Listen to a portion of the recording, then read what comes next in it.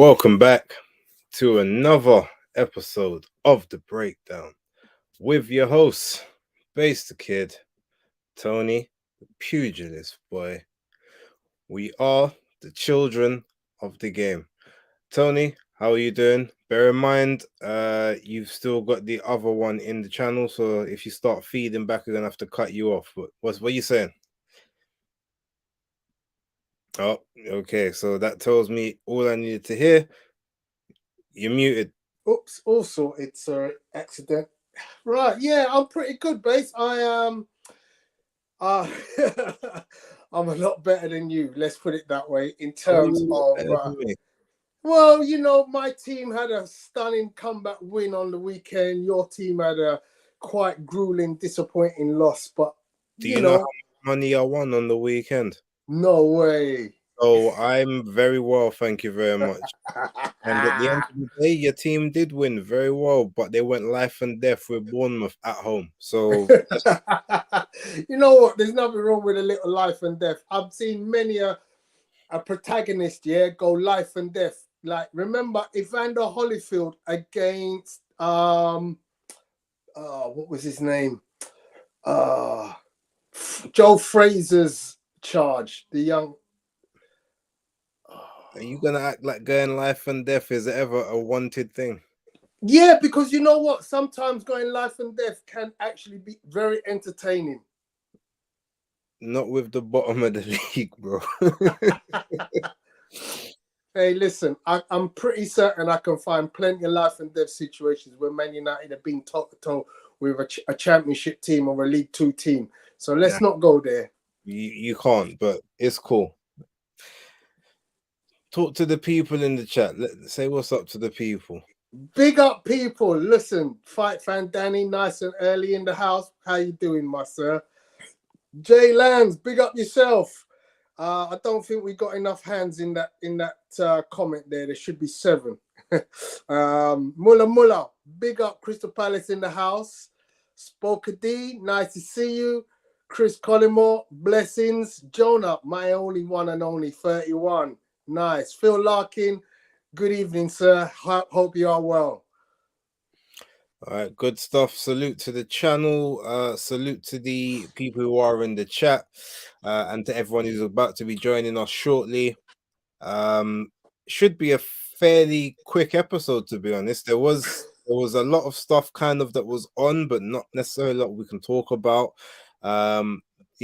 And when it comes to footage, as you know, we kind of have a bit of a rule at the moment, so you're not going to see a huge amount of footage. No guest this week, but there may be one next week, which I might tell you guys about towards the end of the show.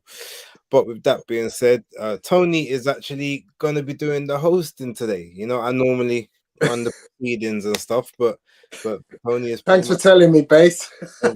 Well, I mean, I did say to you, Does anybody else think Base looks a little bit tired today? Have you been working out?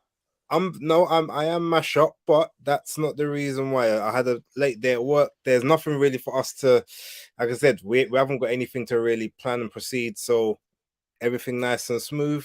Do your thing. Big up to Neil Simpson in the chat. Paul Young picked it up. Bert Cooper, yes, sir. Smoking Bert Cooper. If you didn't see that, guys, against Evander Holyfield, it was one of them, life or death. Bert Cooper gets Evander Holyfield down on the ground. It's like, yeah, this is what I mean. Bert Cooper fought in the same way Joe Fraser fought. He was taught by Joe Fraser, and he fought in the same way. The big hooks that caught Ali were the same big hooks that caught Evander Holyfield.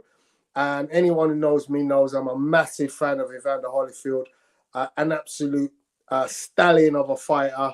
And his battle with Bert Cooper was one of the most standout, entertaining fights in his resume.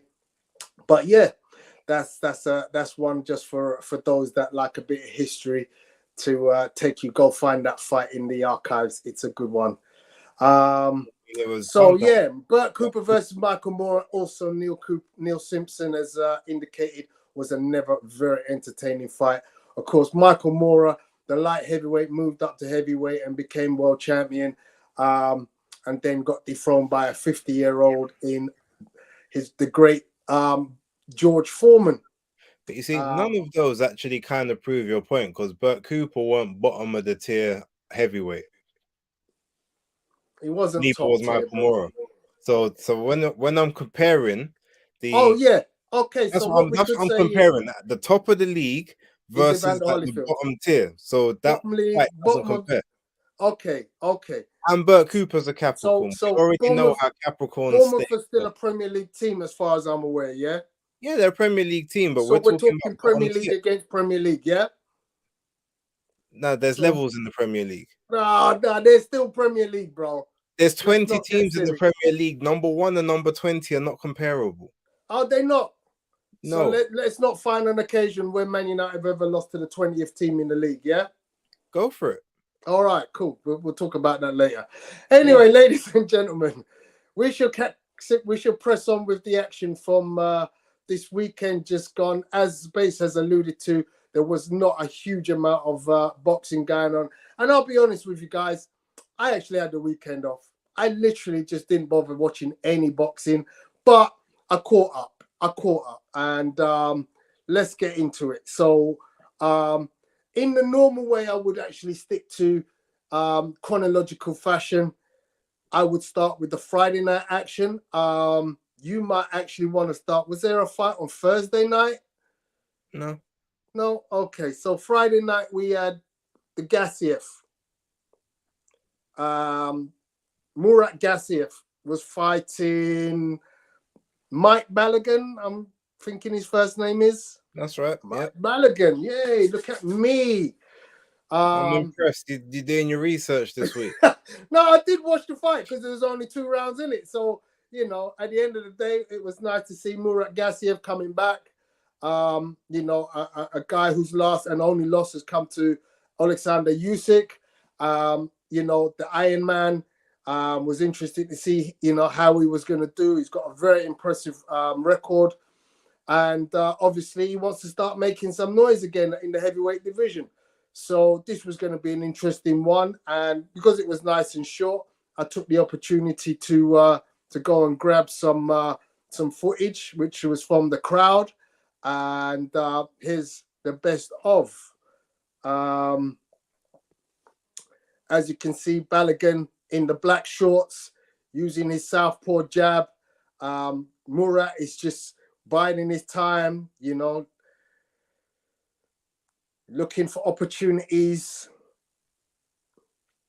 He is technically a better boxer than Balogun, so, he doesn't have to be overly exerting himself at this stage.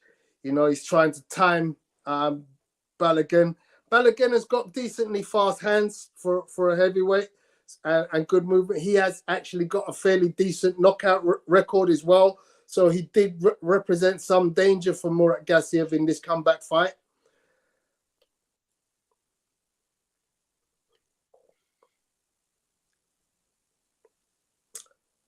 So just jabbing, not a great deal of action, posturing, looking for what could happen.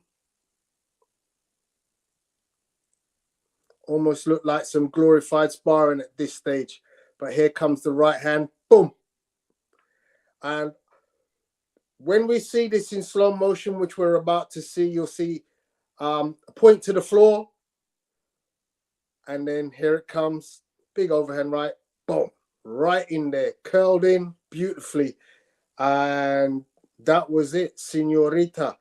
Balogun down, flat on his face. He does beat the count, but unfortunately, he doesn't present the referee with the image of a fighter who wants to carry on. And the referee decides, you've seen enough for tonight, my friend. He actually doesn't beat the count. He stays down. Oh, okay. But there you go. All over. Must have confused that with another knockout this weekend. Maybe. I'm not sure which one. Yeah, sure, I mean, with regards to the fight, as you said, there's showing the footage is actually pretty much the entirety of the fight. Like the very first round was It was a chess match. That's pretty much what it was. It was literally probing, trying to sort of work out the angles from the southpaw, that southpaw stance. Balogun had pretty decent movement. He wasn't a cumbersome type guy. He wasn't languishing on his feet. He looked like he had a decent amount of movement in him.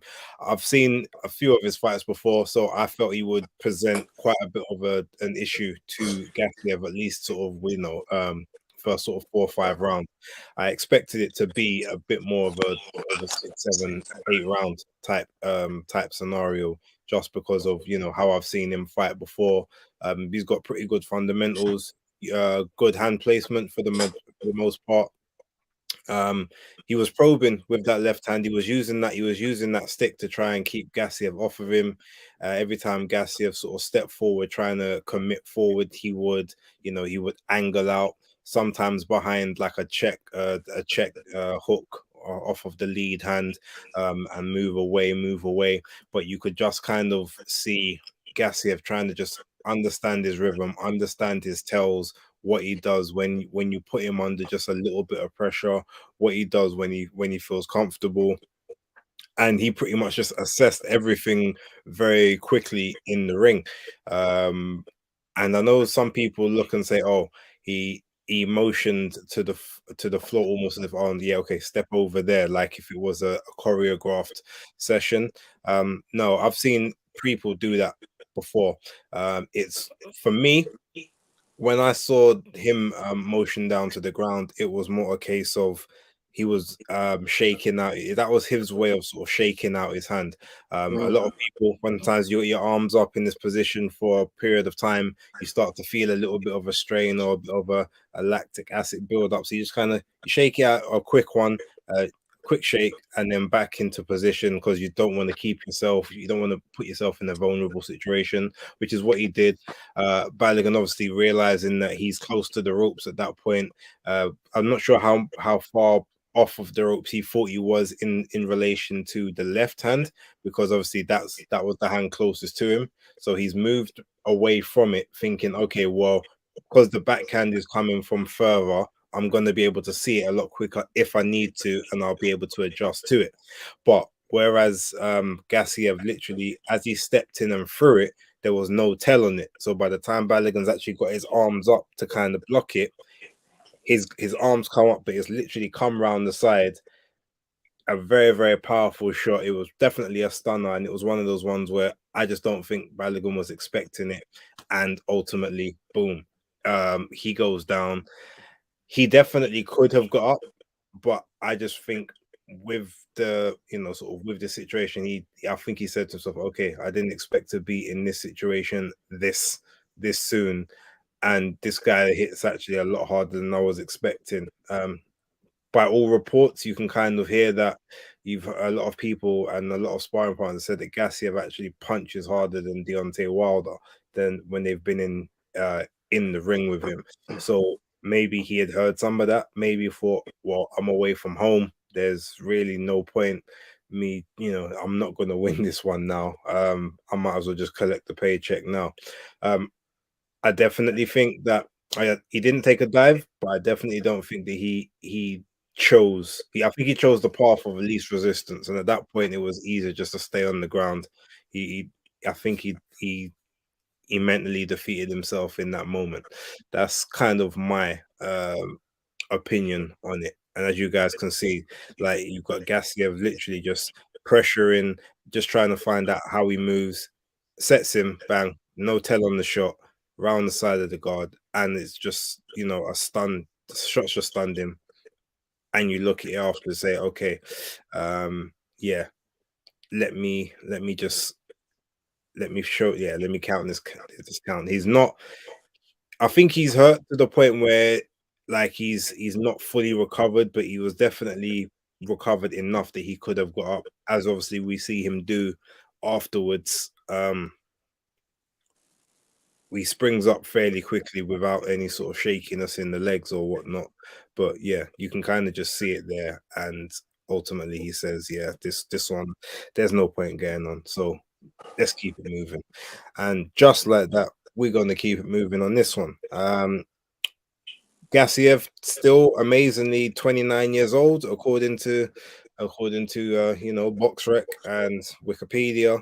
I mean, his hairline might not tell you he's 29, but we can't lie on people. So we're going to assume that that's still the case, which means he's still a young guy. Hopefully, he can stay injury free now, because that's what's plagued him over the last 3-4 years. Just loads and loads of injuries. Hasn't been active enough, but high Olympic pedigree, former cruiserweight champion, unified at that as well. So I've said that he can literally be like a version of a heavyweight Beterbiev, just maybe not as talented, but he can cause a huge amount of problems if he can stay active and stay mobile. So we'll see what happens. Anything further to add on that one, Tony? None whatsoever. All right.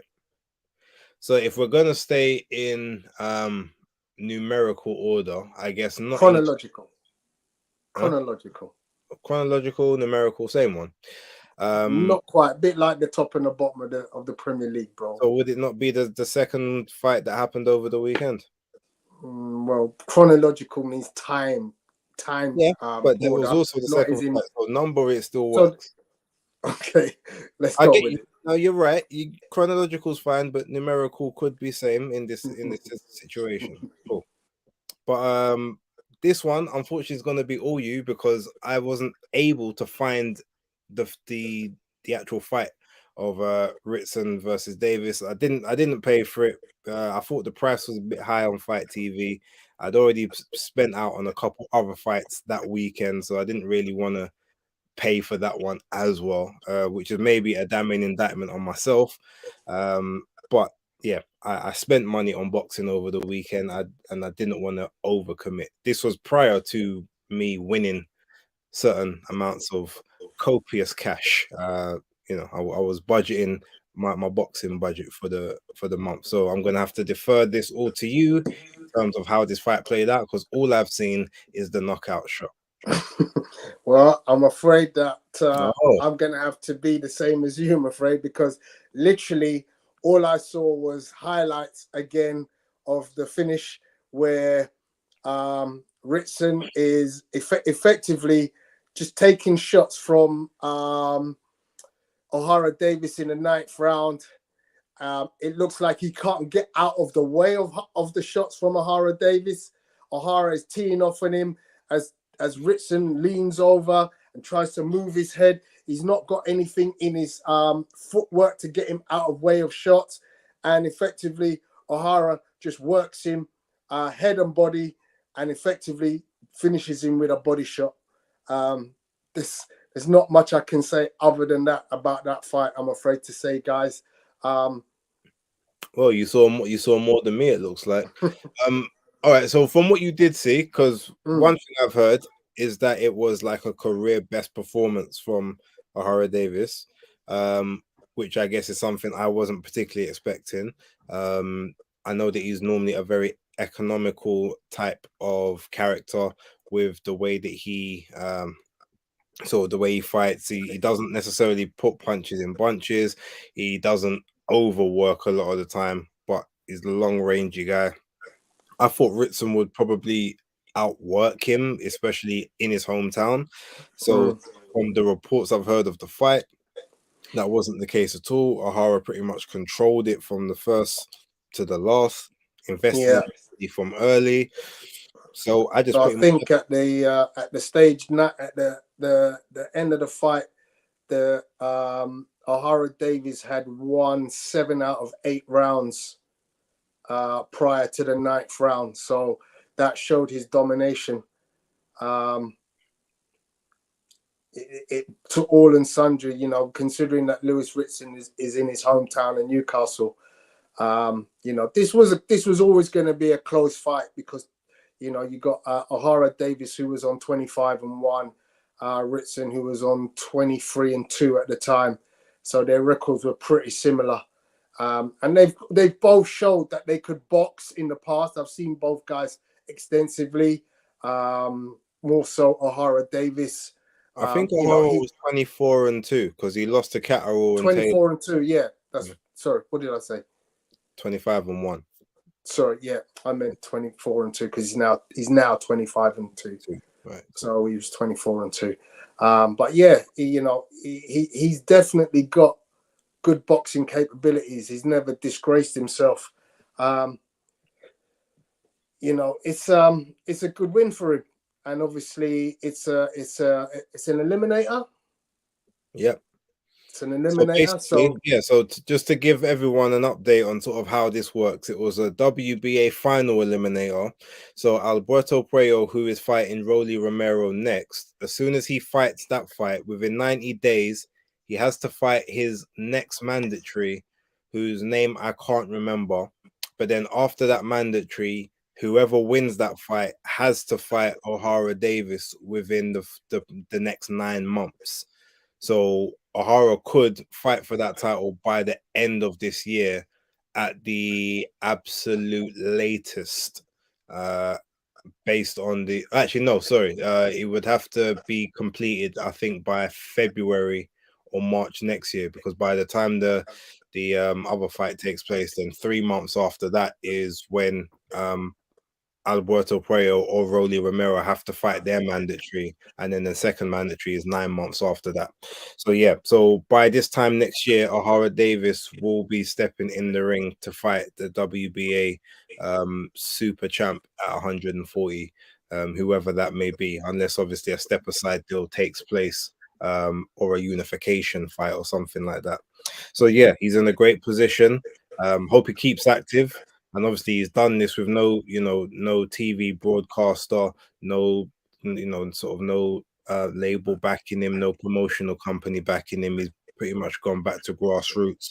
So total respect to him for that. I hope that maybe someone picks him up for maybe the rest of the year or the next year and a half, probably like a Sky and Boxer or Wasserman, the Channel 5. Someone just sort of picks him up, gets him out maybe 1 or 2 more times en route to his title shot, just so he can stay active and stay sharp and have the best possible chance of securing the W and becoming a world champ, which is probably something he never expected would happen in his career since the Josh Taylor fight, in my opinion. So congrats to him.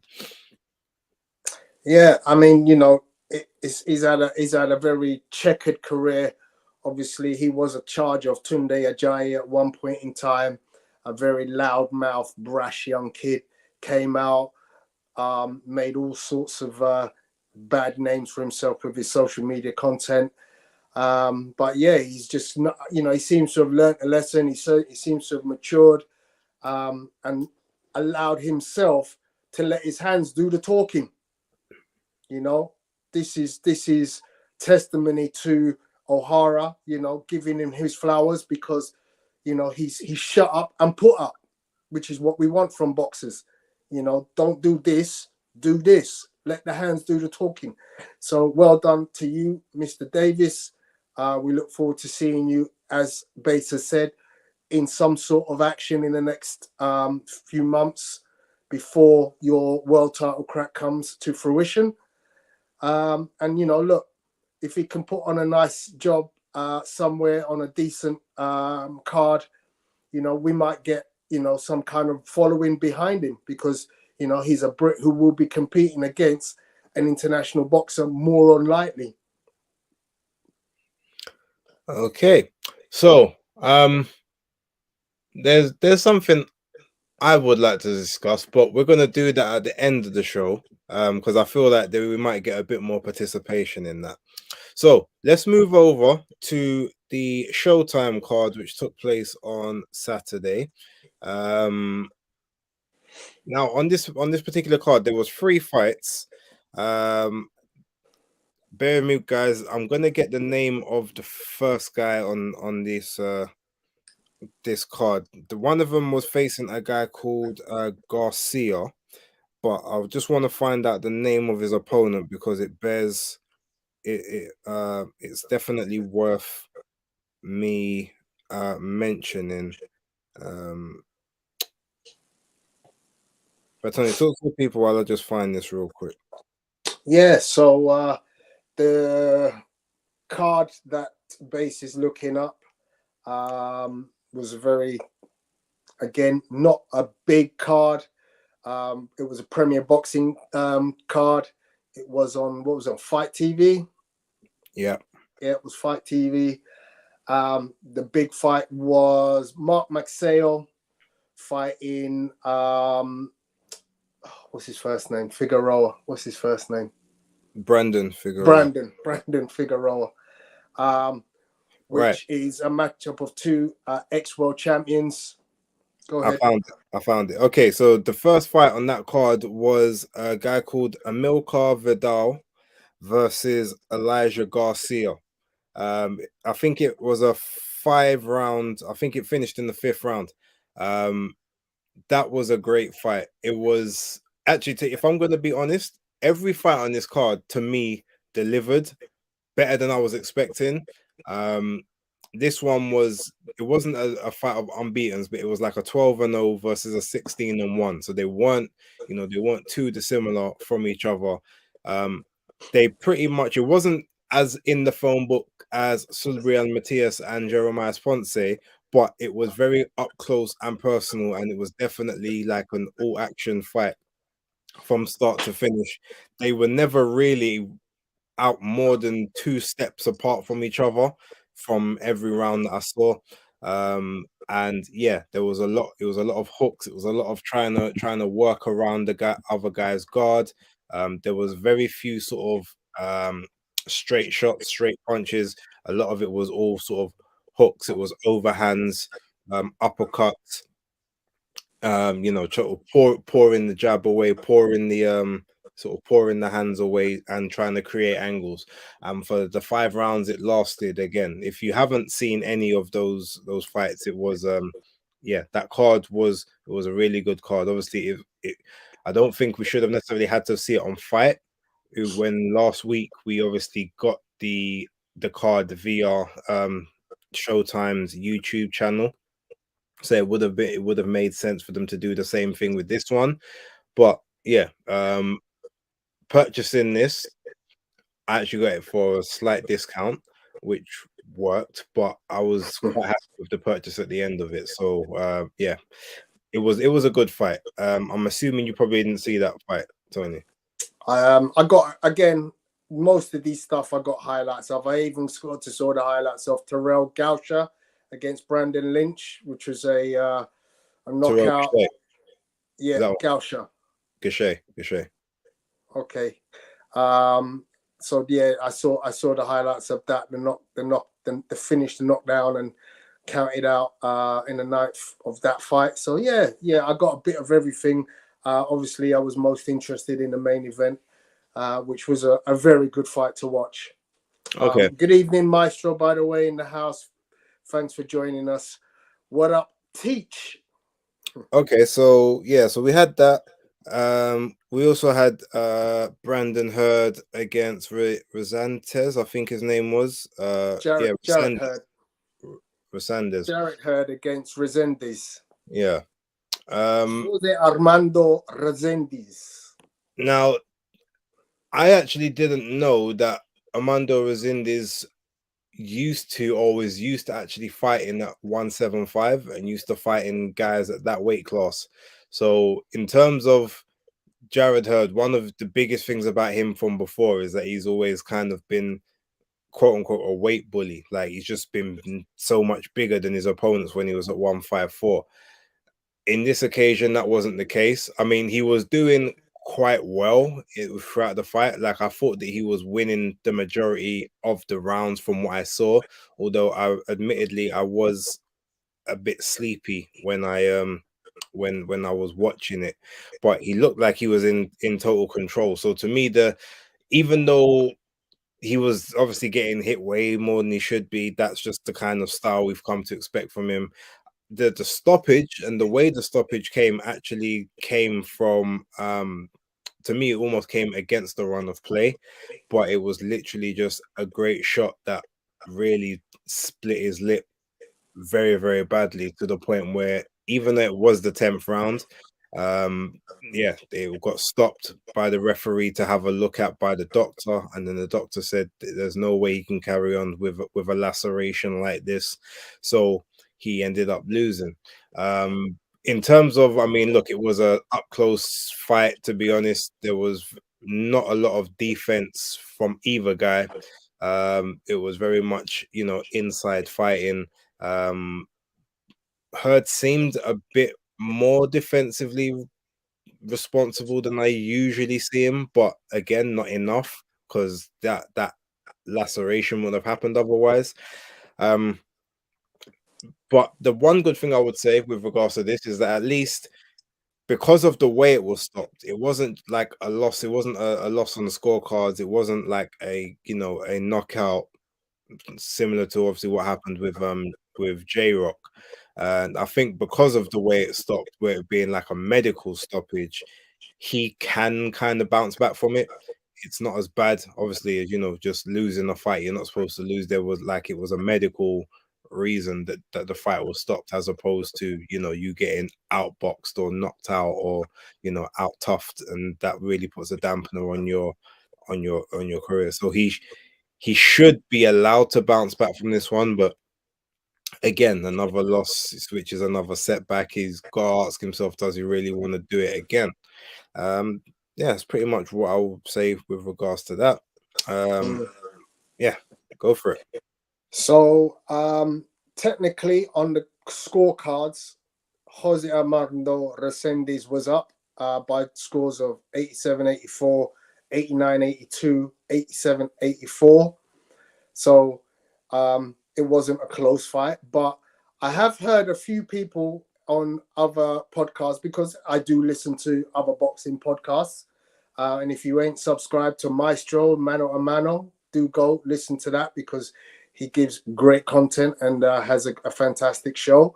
But yeah, I heard a few people on different podcasts mentioning that they thought Jarrett Hurd should retire. I'm kind of an opinion that's a bit premature myself, because he has been a little bit inactive. I don't know if he's got the will to really put himself through the kind of hard work that he needs to get himself back up at the top ladder. But just going by this fight, he's never out of the fight, and there are moments where you're like, yeah, that's a bit of the old Jarrett Hurd, who was a bit of a menace at one time at 154. It's interesting. I mean, Maestro comments, who gave him the nickname Swift? Yeah, he has never really been a fast puncher. He's been a consistent puncher, in a kind of Marvin Haglerish kind of way. I'm not going to hit you 200 times in a round like Sugar Ray Leonard could, but I'm just going to keep hitting you, and I might wear you down by attrition. But yeah, as you mentioned, the laceration, that might play on his mind and say, look, do I want to go through these anymore? He's 32 years old now. He was fighting a 24-year-old. He might think, look, if I can't beat that guy, then what are my chances, fighting at this higher weight of beating, the killers at the top of this division? So it's going to be interesting to see where Jarrett Hurd goes. Obviously, a great win for Jose Armando Resendiz. At 5'10", we'll look forward to seeing where he goes next. Also, want to give a shout out to North Bank, man, like North Bank Brent every time. Yes, come on, 3-2, 3-2, 3-2.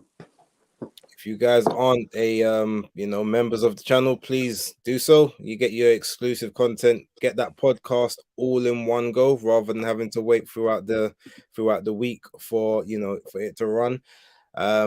Yeah, and same, make sure you subscribe to Maestro's channel for his membership as well. Anyone who needs it, obviously just find him there, click on his name, you'll be able to find him and all of his lovely content as well. Our US correspondent. We love and appreciate Maestro and respect him for always showing love to us on this platform, and for me on my one also. Okay, so look, main event time. Now I have to assume that you would have watched all of this fight. You have to have at least watched all of one fight this weekend. Good. Now, I was watching this fight, and obviously during my breakdown, one of the things I said was going against the public opinion would have to be Brandon Figueroa. He's moved up in weight, but he is the clear A side with regards to this. So would they really have put him in a fight they expected him to lose? And I said no. But I also conceded that because he does get hit, he's coming up against a naturally bigger guy who isn't like the biggest of punchers, but he can punch. And with Brandon's defensive frailties, I felt there just could be an opportunity where he ends up actually, getting caught with something from Magsayo. But I also thought that his activity would be something that would frustrate and actually get sort of Magsayo to maybe crumble under actual pressure. But what Magsayo did in this fight, which is what I genuinely appreciate, was that he actually stopped a lot of Brandon Figueroa's output. From what I can remember, I think Figueroa's used to averaging about 97 punches around in all of his fights. But in this fight, he was reduced to something like a 57 punch average, and that was due to number one, obviously not being the bigger guy in terms of frame, so having to be conscious of what's coming back, not necessarily maybe being the strongest, but also Magsayo's movement and the way that he was stepping in and countering a lot of Figueroa's work. Now, in every round, Magsayo, from what I can remember from the CompuBox stats, because I remember I sent them to Tony, I think he outlanded Figueroa in every round, but maybe one. So while we know that doesn't always tell the story of a fight, and sometimes it's more about the impact of shots, there was numerous times where I saw that Figueroa was visibly getting hurt by shots as well as Magsayo potentially getting hurt by shots. I didn't like the point deduction that Magsayo got for holding, because there was never a time in there where I felt that he was either excessively holding or clinch, or like sort of clinching excessively either. There was a lot of situations like that, like you can see on the corners right now, where they're just inside on each other, trying to smother each other's backhand or their lead hand at the time. I thought the point deduction was unfair, and I think, to be honest, to me, I think that point deduction was done for the benefit of the A side of the fight. If I'm totally honest, because while the judges may have been scoring effectiveness for Figueroa, maybe it was just a case of it was looking a bit too close in the eyes of some people. But yeah, I felt Figueroa won. I had the first 4 rounds. I can't remember exactly how I scored them. I'll be totally honest, but I had it even after 4 rounds. Then I had Figueroa winning rounds 5, 6, and 7. I had Magsayo winning round 8. I think I had I think I had him winning round 9, but he got the point deduction as well, so it ended up being a 9-9. And then I think I gave him the 10th round, and then I think Figueroa ended up getting the 11th and the 12th. Ultimately, I think the 11th he got knocked down in, and then in the 12th, obviously, he's just survived that one out. So he got a point deducted in 8 and 11 for holding. Was it 8 and 11? Yeah. Okay, all right. I thought it was just the one. Again, that was a fight where I was watching, and then I kept kind of dozing off and waking up, and then I saw it the second time, but I missed the last 2 rounds the last time. So, but I saw bits and pieces. So, okay, if he got 2 points deducted for holding, then that's, to me, is even worse. The 11th, I can't really comment too much on, but up until the 8th, I didn't see any excessive holding to the point where he should have been deducted a point. But with that being said, it was, to me, the fight was a lot closer than scorecards said.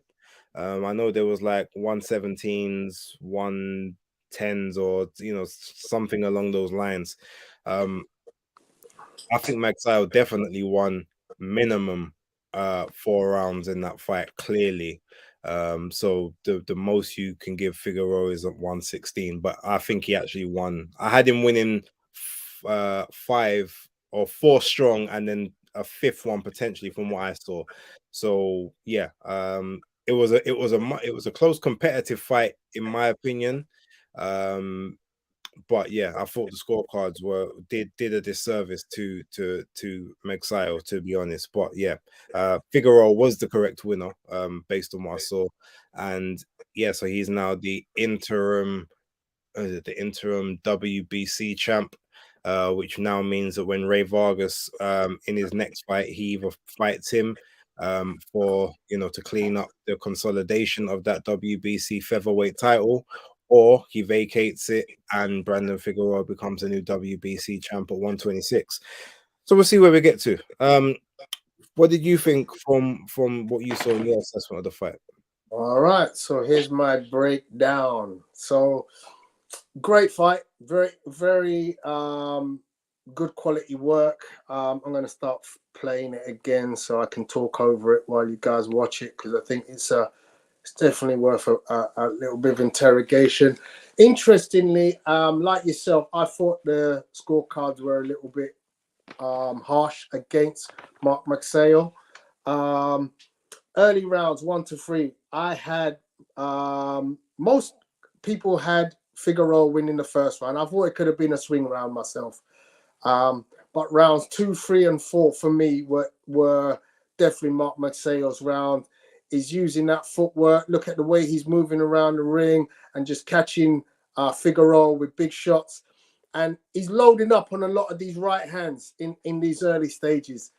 Magsayo is a blistering combination puncher. Look at the way he's using his footwork, coming around the side of Figueroa. It's obviously, again, it's an orthodox foot style that he can get around the southpaw lead and create angles. Obviously, you might notice that Figueroa is actually switching from orthodox to southpaw. But in the early rounds, I had a lot of credit for Mark Magsayo. I gave him the first 4 rounds, even although the first round, all the judges had that down as a Figueroa round. Some vicious uppercuts, and also I had noted, look at Magsayo's combination punches. He throws, 6 to 8 punch combinations, which there you go. There's a nice 6 punch, which kind of makes you understand why it's difficult to understand how Magsayo doesn't lose a round in terms of punch, because he's out punching Figueroa in pretty much every round. There are a lot of 5, 6, 7 punch combinations. And in fact, I think see my notes, round 6, he comes out with a 10 punch combination, which is just magnificent. He doesn't catch him with all 10, but the fact that he comes in, and it's a round that Figueroa is winning, but Magsayo comes in at the end and he's like, I'm going in, and he came in with a 10 punch salvo, and it was like, yeah, I like that about Magsayo.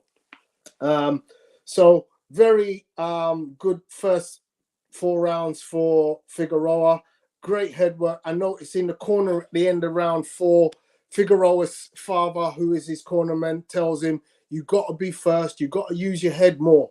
And he starts showing that in round 5 and 6 onwards. More head work. He becomes more aggressive.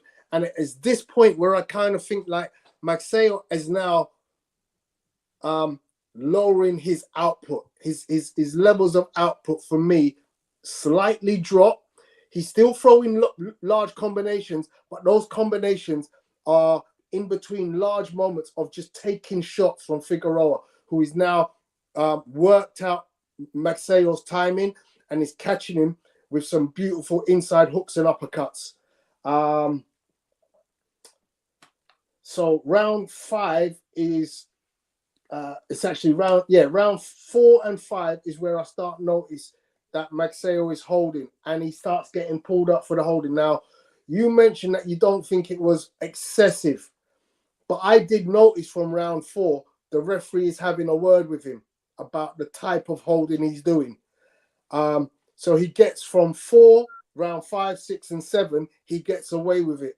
By round 8, the referee's like, nah, I've had enough. So yeah, I appreciate that you are fighting when your hands are free, but when holding does happen, it's exclusively Magsayo who's doing it. And he's doing it in a way which doesn't allow for, anyone to sort of come out and do some work. So he has to be admonished for the type of holding that he's doing. So as I said, round 8, he gets his first point deducted. Now, interesting point about round 8.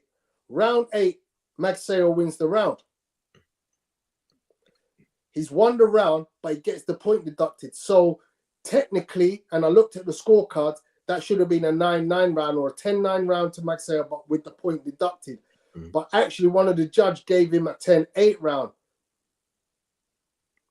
So it's a very interesting how the points kind of accumulate at the end, because at the end, much like yourself, I'm sure I find this to be a much closer fight, especially when you consider there's a 9-9 round in there as opposed to a 10-8 round. A 10-8 round means that you can have a 117, 110.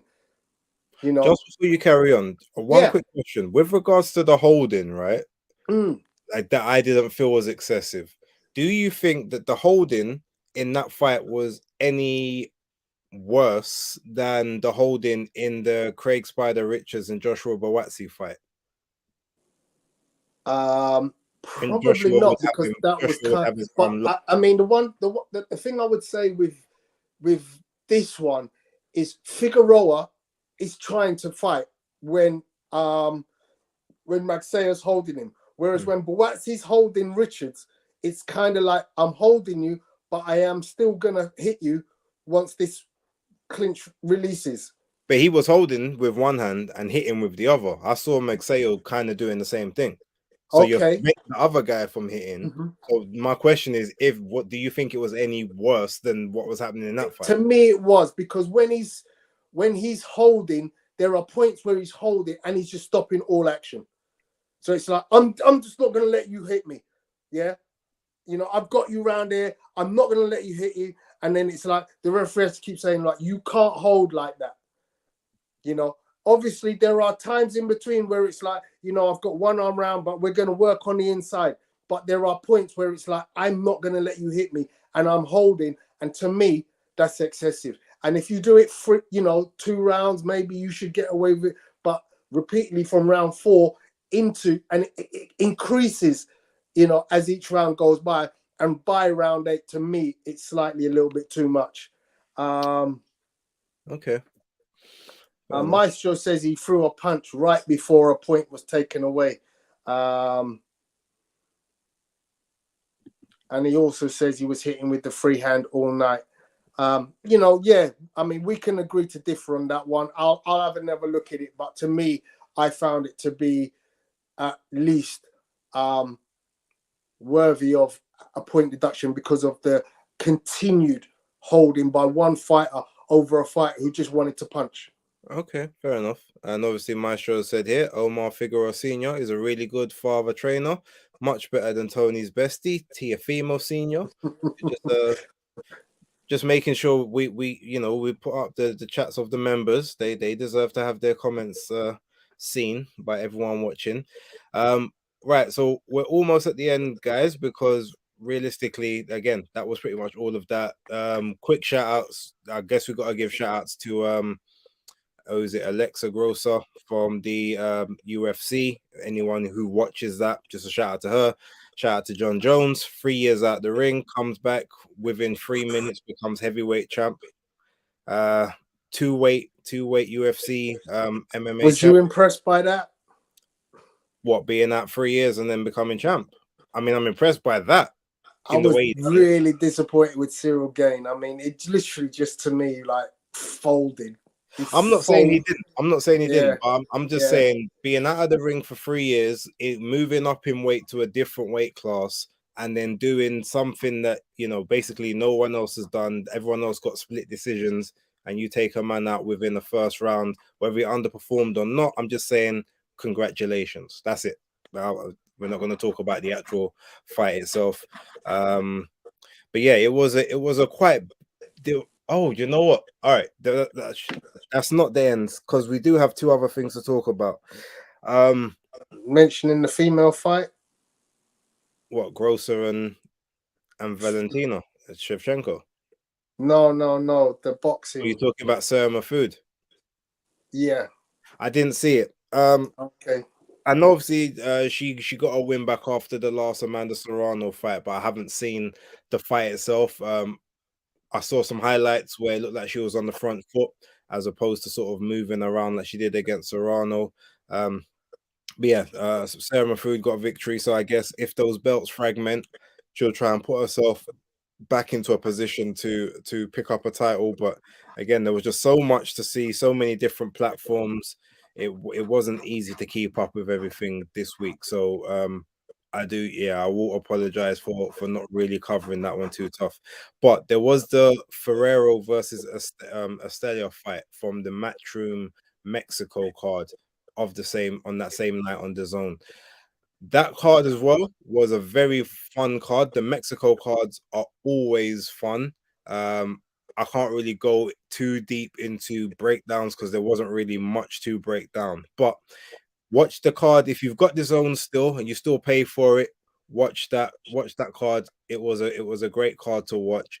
But outside of that main event, it was all action from the very first bell to the moment it ended. I think in the 8th round.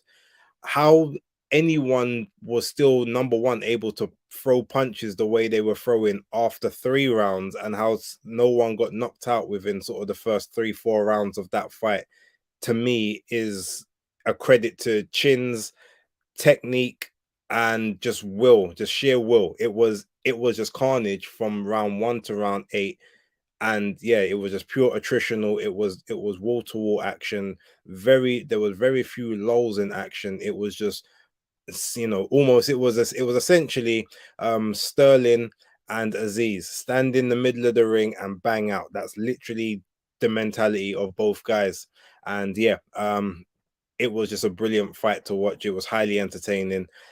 Again, in terms of if you're a boxing purist like Tony, who likes to see the sweet science and defense and positioning, you know, getting someone and creating traps for somebody, then it's not really the fight for you. If you like to see popcorn action, popcorn and drink settings, and just you know, high adrenaline, it was to me, it was the fight of the weekend, just in terms of entertainment. But actually no, I will say it was the second fight of the weekend. You're on mute. Sorry, pal. Yeah, I mean, for those who like a good uppercut, that was a good uppercut. There's some nice uppercuts in that fight. You know, Figueroa has definitely put some people on notice in the 135 division. It's a nice finish. It was, again, I said it was a brilliant fight, and it almost would have been fight of the night if we didn't get some tag team boxing. When I tell you, I don't care what anyone says, I want more tag team boxing. So, I mean, get the rules officially like sorted out, just so we know exactly what the rules are. Maybe even get some slightly better people doing it. But I want more tag team boxing. When I watch WWE, I do have a very appreciative eye for like good quality tag team wrestling. And when it comes, and even AEW as well, because of things of that nature, just any kind of wrestling, when I do catch it, that's what I do look for, that, because the way you're able to craft and tell stories, a totally different metric than when it's one-on-one. And I want more tag team boxing. And the way how Luis Pineda has become, he went from being the laughing stock of boxing period, being a pro boxer, getting destroyed by by KSI in the manner he did, to now basically beating the guy that he's now tagging with in his comeback, and he's now on a 2-1. He's on a winning streak, two fight winning streak. He's now in the positive in terms of his win-loss ratio. Yes, I need more of that. I've spoken to Danny from Fight Fan TV. I don't know if he's in the chat, but I said, look, me and him need to get involved. We need to do 6-man tag team, and we'll bring Tony in as well. Get him up to 170 pounds, and he heavyweight, seen as he spars heavyweights in the gym, according to all three of us. I'm gonna tell you for nothing now, mate. I'm watching this Misfits tag team action as we speak here. I did watch it a bit before, but I kind of just thought, let me just reacquaint myself with this. There is no doubt in my mind I could compete in that kind of boxing, because it's a sham. It's not boxing, bro. I got better juniors at 13 and 14 than them guys. It's innovation. It's what we need to keep the sport fresh. All I'm saying, you can't have it you can't overdo it, but I won't be involved in the next one. I've put it out there. I've spoken to Danny. I told him, look, you got to get yourself down to lower heavyweight, or we can go cruiserweight, hopefully. If he can't make cruiserweight, then me and Tony would do it at cruiserweight against two guys in there. I'm telling you, undefeated tag team. We're gonna have to do it. I think KG and Travis should get involved as well. Although I think Travis's missus won't allow that. Oh, I'm sure he can talk her into one. We're taking on all comers, yeah. Oh yeah. I'm telling you, the money's there. The money's in tag team boxing. If you haven't watched it, if you guys haven't watched it, look, watch it. The whole card, again, we know Misfits for the most part is a shit show. There are actually some pretty good boxers within there. You have to kind of sift through a lot of the rubbish ones, but the rubbish ones provide huge entertainment. And as I said, Salt Pappy is the one. Pappy, he's on a different level to the others. Like we see his talent, but even Dean the Great, he's pretty decent. That Slim guy, he's decent. And there's a couple other ones in there as well. But again, I say the same thing that I said last time was Steve Robinson in his last fight. Who did he fight? He fought what's the guy's name? Nick Campbell, right? No one can tell me that the Misfits boxing was any worse than Steve Robinson versus Nick Campbell, and that was on a Sky Sports and Boxer card. So they're allowed to have that on their show. I don't want to hear anyone talk crap about the Misfit stuff. Okay. The women's fight, which looked a bit dangerous, I'm not gonna lie, because there was absolutely no skill in that fight whatsoever. But again, it was the most entertaining thing I watched over the weekend. I cannot lie. It's entertainment. So we're not saying it's proper boxing. No one's saying that. I don't want anyone to think that we're championing the white collar, the influencer boxing, and saying that it is on par with other stuff. But if you just want entertainment, it's worth it. And big up to Damien Cowie with that comment. Entertaining. It's like you might sometimes it's a bit like other activities where you might enjoy it in the moment, then you feel dirty afterwards. We won't talk about what those activities could be, but we all have them. We all know what they are, yeah. And as long as you felt good in the moment, you can get over the shame of liking something. Okay, my friends. It was entertaining. Okay. It's entertainment. That's what we want on times. Not everything is going to be a masterclass, and we cover all the good stuff. So we can have a little we can have a little bit of a banter with the other stuff, as long as we know it's an occasional treat. It's not something that we're championing as this is the future of the sport. No. But yeah. That's my opinion on it. If you've got anything further you'd like to say, Tony? Nope, guys. It's been good. We kept it nice and sharp to an hour. So as it was a kind of quietish kind of weekend, we made the best out of that. Hope you enjoyed the show. Go tell your friends, hit the like button on the way out. Don't forget, you can join the membership for the Undefeated podcast channel. Last night was a madness. If you haven't watched it, go rewatch Monday Night Smoke, because it was a live watch along for the Conor Ben talk with Piers Morgan. Yeah, get out there, go watch the content as Base has put down underneath. There's the links to catch us guys on our social media platforms. Pugilistboy for me, Pugilistboy on Instagram. Very important. Don't forget that, guys. That's the distinction there is very necessary. Put your own one. And then for me, BaseDaKID, the hardcore casual. There won't be a video tomorrow. I uploaded a video today, so anyone who hasn't seen my reaction to sort of the Conor Ben and the Bosie Ennis thing, you can see that. I was supposed to talk about the Chantel Cameron and Katie Taylor, but I can cover that later on.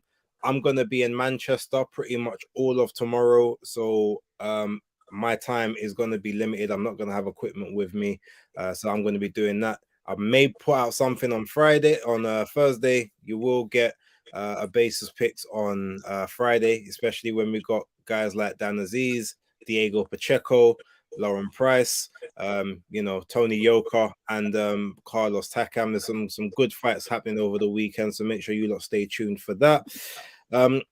Otherwise, just want to make sure we've got through to everyone. James Hunt, I can't remember if we mentioned your name, so big up to you. JC from Ringside Reporter, shout out to you as well every time. Ken Griffin, I know I don't think we mentioned you earlier, but big up, and obviously thank you for coming in. Damien, I know we briefly mentioned you, but I want to actually give you a proper shout out, another member of the channel. So yeah, I think that was everybody. So thank you very much for watching, guys, and I think we've hit 6K subs on the channel, so that's a milestone for Trav and KG to revel in. I'm sure we'll do something about that. But yeah, without further ado, we're gonna leave you. So enjoy the rest of your night, guys. And yeah, peace.